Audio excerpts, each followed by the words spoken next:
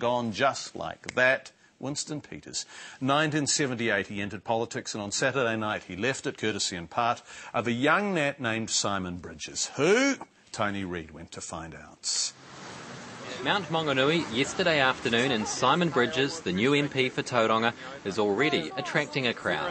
This is the honeymoon period. Yeah, absolutely, yeah. The son of a Baptist minister, Bridges says he was born to serve. And on Saturday night, he was the chosen one, thumping Winston Peters by more than 10,000 votes and earning rare praise in the process. This is a night when I should congratulate Simon Bridges for winning in Tauranga. I must say it will be a delight for the first time for the next 3 years to have a bright young guy in this seat in Tauranga. In fact, some commentators have noted this bright young thing is a newer version of Peters, a comparison Bridges isn't uncomfortable with. We're both part Maori. We've both gone into politics young. We're both conservative, and we've both been, I think, good lawyers. So there are some similarities there.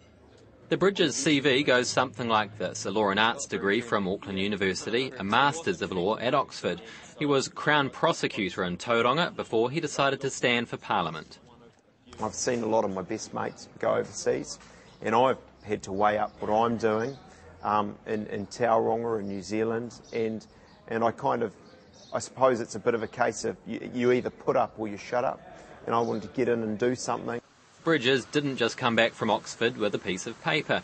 He found love in Natalie, a master's student in English literature. They've been married for 3.5 years. It's going to sound cheesy, but he's a fantastic husband. I mean, we have a great and very great relationship, and it was love at first sight. And we saw each other at a party, and by the end of the party, we'd sort of hit it off, and the rest is history. And this is a G-rated program. Yeah. Thanks for this. That's good. Editing is good. Natalie spends her working week in Auckland as deputy editor of fashion magazine Simply You and Simply You Living. And in case you were wondering, she dressed him today from head to toe. I wanted him to sort of look casual and relaxed. I mean, it is a Sunday. It's the it's the day after the night before, you know. And while Bridges is okay with the casual look and the husband and wife shots by the Mount, he can't wait to swap this scene for this, where he says he will begin climbing what he calls the greasy pole. How high up the greasy pole would you like to go? Who knows? Cabinet?